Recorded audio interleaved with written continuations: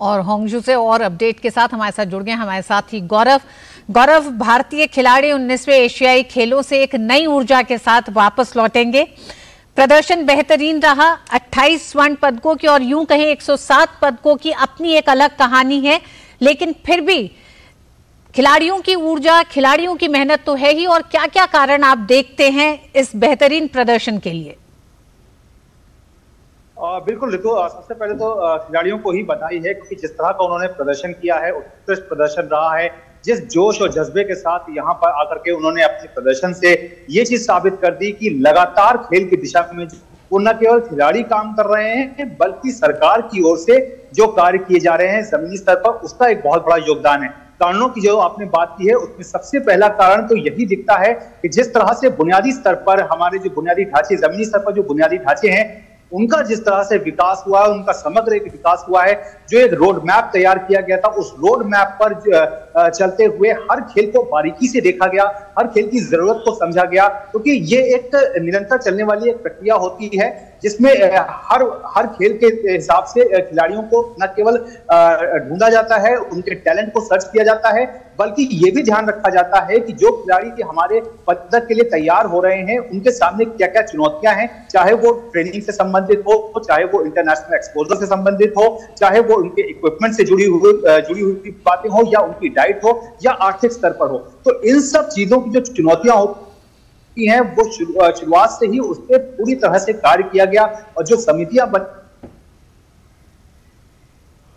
है, जो खेल समितियां बनी है, जो खेल संघ को उन्होंने खिलाड़ियों के साथ समग्र रूप से एक वार्तालाप जो होती है वो करते हैं, क्योंकि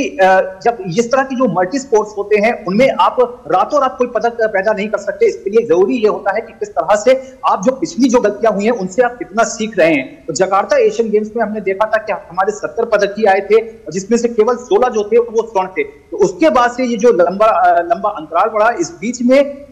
ये इस कार्य की ओर आगे बढ़ाया गया कि आखिरकार क्या वजह है कि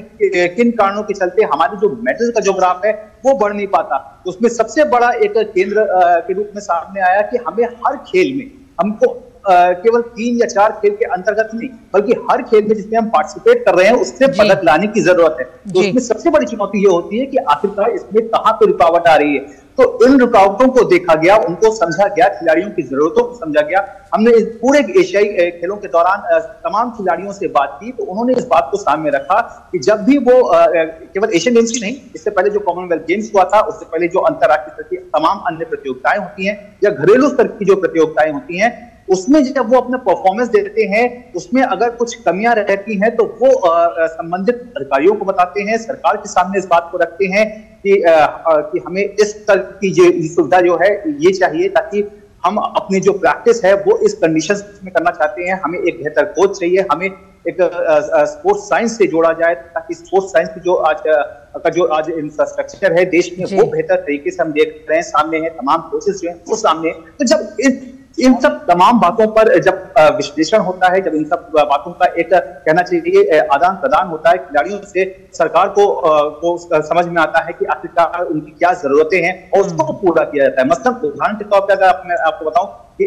इन एशियाई खेलों के लिए बॉक्सिंग की जो दल था भारतीय, उन्होंने सरकार के सामने रखा कि उन्हें जो है कि 2 हफ्ते पहले यहाँ की कंडीशन के हिसाब से ढलने के लिए एक कैंप चाहिए। तो उसका पूरा बाकायदा इंतजाम किया गया। उन्हें हांगझो में एक कैंप दिया गया, जहां पर वो अपने आप को इन कंडीशंस के हिसाब से ढाल सके, और यहाँ पे जो स्पेयर पार्टनर चाहिए उनके हिसाब से वो अपनी तैयारी को अंजाम दे सके। जी हाँ, बिल्कुल गौरव, सरकार की नीतियों और तमाम एक तरह से जो प्रयास हैं वो खिलाड़ियों तक पहुंचे, और खिलाड़ियों का क्या फीडबैक है वो सरकार तक पहुंचे। वो जो तारतम्य है उसने एक तरह से इस प्रदर्शन को और भी बेहतरीन बनाया है। गौरव, अंत में आपसे यही जानना चाहेंगे, इस प्रदर्शन को देखते हुए क्या लगता है कि आने वाले पेरिस के ओलंपिक्स के लिए कितनी तैयारी दिखाई देती है भारतीय खिलाड़ियों की?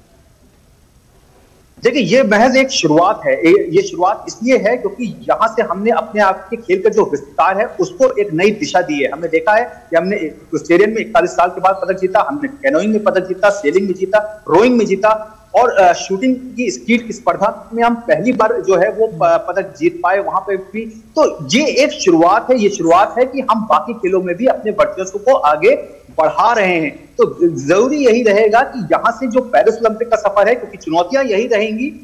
बड़ा स्वरूप होगा ओलंपिक में, तो वहां के हिसाब से आपको ये देखना होगा कि आखिरकार ये जो इस बार का हमारा आंकड़ा जो है वो 107 तक कहा है, आखिरकार जो मेडल जो हमारे हाथ से निकल गए या जो नहीं पूर्ण हो पाए उनमें कमियां कहां रह पाई हैं। तो यही जो प्रक्रिया है ये आगे भी जारी रहेगी और इसके जो अच्छे परिणाम है वो हम जरूर आगे आने वाले समय में देख सकते हैं, क्योंकि हमने इस बार वुशु के खेल में भी रोशोबिना देवी जो कि मणिपुर से आती हैं, उन्होंने मेडल जीता है। तो जाहिर तौर पर जब कोई मेडल किसी एक ऐसे खेल से आता है जिसमें हम पहले यहाँ पर हमारी उपस्थिति नहीं थी, वहां से अगर हम मेडल लेकर के आते हैं तो उसके प्रति ज्यादा जागरूकता भी फैलती है, ज्यादा चर्चा भी होती है और लोग और जो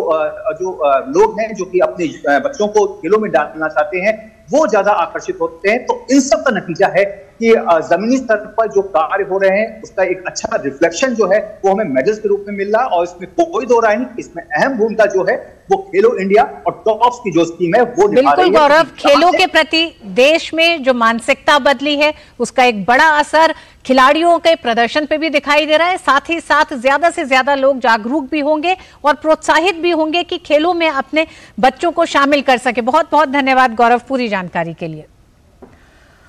और न्यूज नाइट में वक्त एक छोटे से ब्रेक का। मैं क्या जी, सब जानते हैं जहां दिखे मारियो, अपना समझ के खा लियो।